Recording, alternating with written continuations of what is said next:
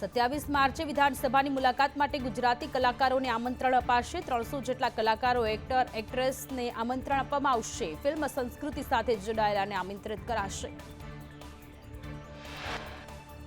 પહેલા લોક સાહિત્યકારોને ગૃહની કામગીરી બતાવી હતી, બાદમાં વિક્રમ ઠાકરે પક્ષપાતના આરોપ લગાવ્યા। કલાકારોને આમંત્રણ આપવા હિતુ કનોડિયાને અને બીજેપી સાંસ્કૃતિક સેલના ઇન્ચાર્જ જનક ઠક્કરને જવાબદારી સોંપાઈ। કલાકારોને આમંત્રણ મુદ્દે બાયડના ધારાસભ્ય ધવલસિંહ ઝાલાએ કહ્યું, સીએમ અને ભાજપ સરકારનો આભાર। સ્વમાન દરેક કલાકારનું હોય છે, અમારી રજૂઆતનો સ્વીકાર થયો। ગૃહમાં ભાજપ ધારાસભ્ય કુમાર કાનાણીએ આક્ષેપ કરતા કહ્યું, આયુષ્યમાન કાર્ડમાં ઓપરેશન માટે અપ્રુવલ મળતું નથી। આરોગ્ય વિભાગમાં ફોન કરીએ તો જવાબ મળતો નથી। કાનાણીએ વધુમાં કહ્યું કે શું હૃદય રોગના હુમલાઓ ટાઈમ જોઈને આવે છે? ખોરાકમાં ભેળસેળ કરનારા સામે પગલાં લેવા જોઈએ। સેમ્પલ ટેસ્ટમાં મોકલાય ત્યાં સુધી ખોરાક વેચાઈ ગયો હોય। દિવસે વીજળીને લઈને ગૃહમાં ઉર્જા મંત્રીનું મહત્વનું નિવેદન। દિવસે વીજળી માટે માત્ર 3% કનેક્શનો બાકી, 3 થી 4 મહિનામાં બાકી કનેક્શનને વીજળી મળી શકશે। ફ્યુઅલ ચાર્જમાં ઘટાડાથી ગ્રાહકોને ફાયદો થયો। 2024થી ઘટાડાથી ગ્રાહકોને ₹2004 કરોડનો ફાયદો થયો। વિધાનસભામાં ઉર્જા મંત્રી કનુ દેસાઈએ વિગતો રજૂ કરી।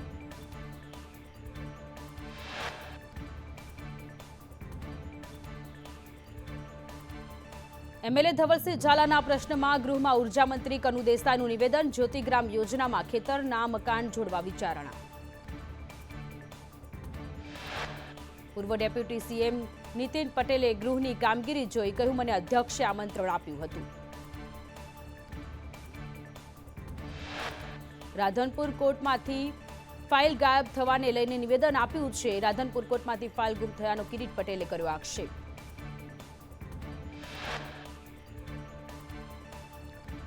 આરોગ્ય કર્મચારીઓની હડતાળને લઈ કોંગ્રેસ એમએલએ ટેકો આપ્યો। ગૃહમાં ચર્ચા દરમિયાન કિરીટ પટેલે ઉલ્લેખ કર્યો। કિરીટ પટેલે કહ્યું, આરોગ્ય કર્મચારીઓની માંગ સાચી।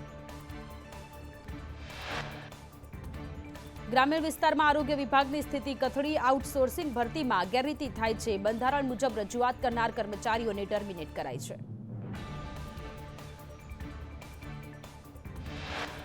કોંગ્રેસ પ્રવક્તા મનીષ દોશીએ સરકાર પર ગંભીર આક્ષેપ કર્યા। કહ્યું, આરોગ્ય કર્મચારીઓને સરકારે લાભથી વંચિત રાખ્યા। કોરોનામાં કર્મચારીઓને વોરિયર્સ ગણાવી વાહવાઈ કરી। કર્મચારીઓની વ્યાજબી માંગને કોંગ્રેસનું સમર્થન।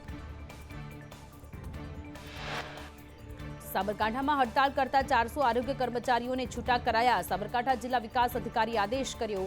આરોગ્ય કર્મચારીઓને ફરજ મોકૂફ કરતા ભારે રોષ ભભૂક્યો। આરોગ્ય કર્મચારીઓની હડતાળ વચ્ચે યુનિયનના મહામંત્રીને છૂટા કરાયા। એસમાં લાગુ હોવાથી સાબરકાંઠા જિલ્લા પંચાયતે આશીષ બારોટને છૂટા કરવા આદેશ કર્યો। અમરેલીમાં 247 આરોગ્ય કર્મચારીઓને છૂટા કરાયા। હડતાળના કારણે લોકોને હાલાકી પડી રહી છે। ખાતાકીય પરીક્ષા નહીં આપી હોવાનું કહી છૂટા કર્યા। ગાંધીનગરમાં સતત 9મા દિવસે આરોગ્ય કર્મચારીઓની હડતાળ। સત્યાગ્રહ છાવણીમાં આરોગ્ય કર્મચારીઓનો જમાવડો। કર્મચારીઓએ કહ્યું, એસ્મામાં લાગુ કરી પગલાં લેવા યોગ્ય નથી। 17 માર્ચથી અચોક્કસ મુદતની હડતાળ પર ઉતરેલા કર્મચારીઓએ કહ્યું, સરકાર માંગણી સ્વીકારી લે, અમે તરત કામ પર આવી જઈશું। અમરેલીના લીલિયાના સામૂહિક આરોગ્ય કેન્દ્રમાં 3 મહિનાથી એક પણ ડોક્ટર નથી। દરરોજ 200 કરતાં વધુ ઓપીડી હોવા છતાં પણ ડોક્ટર ન હોવાથી દર્દીને ભારે હાલાકી। લીલિયા સીએચસીમાં આસપાસના પીએચસી સેન્ટર્સમાંથી વારાફરતી તબીબો આવે છે। અહીં ડોક્ટર્સના અભાવે દર્દીઓને સારવાર માટે છેક અમરેલી માટે જવું પડે તેવી સ્થિતિ।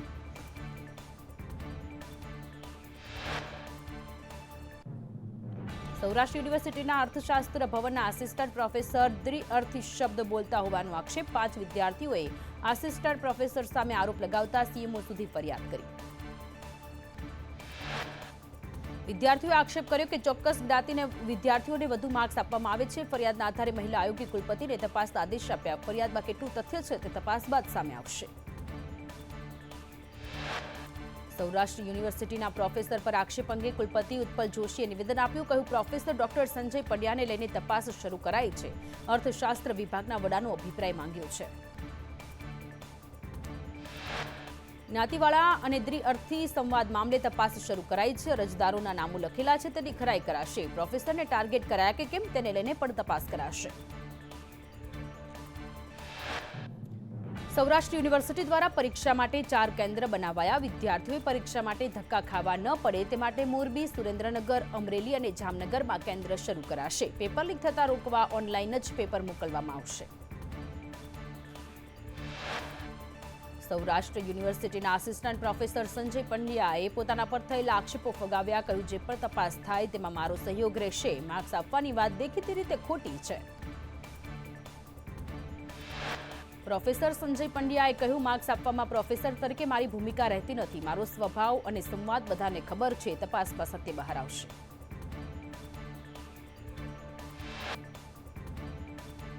ભાવનગરના મહુવામાં ભાજપના જ 2 જૂથો એકબીજા પર આક્ષેપો કર્યા. 19 સભ્યોએ બજેટનો વિરોધ કર્યો હતો. બજેટનો વિરોધ કરનાર જૂથે ફરી આક્ષેપો કર્યા. બજેટને સમર્થિત જૂથ પર ભ્રષ્ટાચારના આક્ષેપો લગાવ્યા.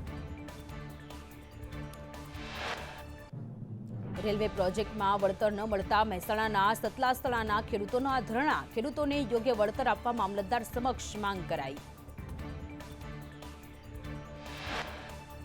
સાબરકાંઠાના કાલવણમાં જમીનનો વિવાદ વકર્યો. ફોરેસ્ટ અધિકારી અને વનવાસીઓ સામસામે આવ્યા. ધક્કામુક્કીનો વિડીયો સોશિયલ મીડિયામાં વાયરલ. સરકારી કામમાં દખલગીરીની ફરિયાદ નોંધાવી. ધોલવાણી રેન્જ ફોરેસ્ટ વિભાગ સામે વન વિભાગના કર્મચારીઓ સામે ગેરવર્તનના આક્ષેપો ઉઠ્યા. સગર્ભા સાથે ધક્કામુક્કી કર્યાના સ્થાનિકોનો આક્ષેપ. સુરતમાં લોનના નામે ખેડૂતે જમીન ગુમાવી. ખંભાસલા ગામના ખેડૂતને ઠગબાજોએ છેતર્યા. જમીન પચાવી પાડનાર કૃષ્ણા પારેખ, જીતેન્દ્ર પટેલની ધરપકડ કરાઈ.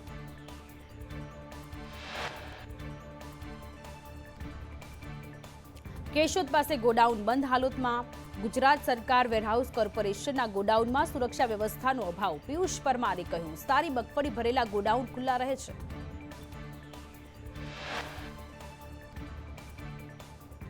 જૂનાગઢમાં કથિત મગફળી કૌભાંડ મામલે માળિયા તાલુકા પંચાયતના સભ્યોએ રજૂઆત કરી. પિયુષ પરમારે કલેક્ટર અને ખેતીવાડી અધિકારી પાસે ખરીદીના સીસીટીવી અને મંડળીઓની માહિતી માંગી. પિયુષ પરમારે કહ્યું, જૂનાગઢ જિલ્લાની કાળી માટી છે અને ગોડાઉનમાં પડેલી મગફળી લાલ માટીની છે. 2 દિવસમાં તપાસ ન થાય તો આંદોલનની ચીમકી. ધાનના ગોડાઉનમાં માળિયાની મગફળી હોવાની શંકા, તળે માહિતી માંગી. ખેડામાં 1.47 કરોડનું શંકાસ્પદ અનાજ ઝડપાયું. મહંદ સોએબની જેન્ટલ એગ્રો ઇન્ડસ્ટ્રીઝમાં કાર્યવાહી કરવામાં આવી. એફએસએલના રિપોર્ટ આવ્યા બાદ કાર્યવાહી હાથ ધરાશે. સુરતના ચોક બજારમાં અશાંત ધારાની કડક અમલવારીની માંગ. દેરાસરની બાજુનું મકાન વિધર્મીને વેચ્યાની કરી રજૂઆત. જૈન સમાજના આગેવાનોનું જિલ્લા કલેક્ટરને આવેદનપત્ર.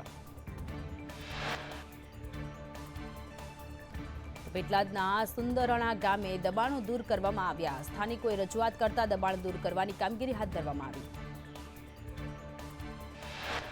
વડોદરામાં વિબગ્યોર શાળામાં ફી વધારાને લઈ વાલીઓએ વિરોધ નોંધાવ્યો. વધારાની ફી ઉઘરાવતા હોવાનો વાલીઓએ આક્ષેપ લગાવ્યો. એફઆરસી કરતા ડબલ ફી ઉઘરાવતા હોવાનો આક્ષેપ. ડીઈઓએ પણ શાળાને દંડ ફટકાર્યો. સમગ્ર મામલે જિલ્લા શિક્ષણ અધિકારીએ કહ્યું, તપાસ સમિતિ રચી 2 દિવસમાં અહેવાલ મંગાવવામાં આવશે. જરૂર પડશે તો શાળાની એનઓસી રદ કરાશે. અમદાવાદના મણિનગરમાં સ્કૂલ પાસે સ્થાનિકોનો હોબાળો. નેલ્સન સ્કૂલને રહેણાંક વિસ્તારમાંથી દૂર કરવાની માંગ. સ્થાનિકોના હોબાળા સામે વિદ્યાર્થીઓ દ્વારા વિરોધ.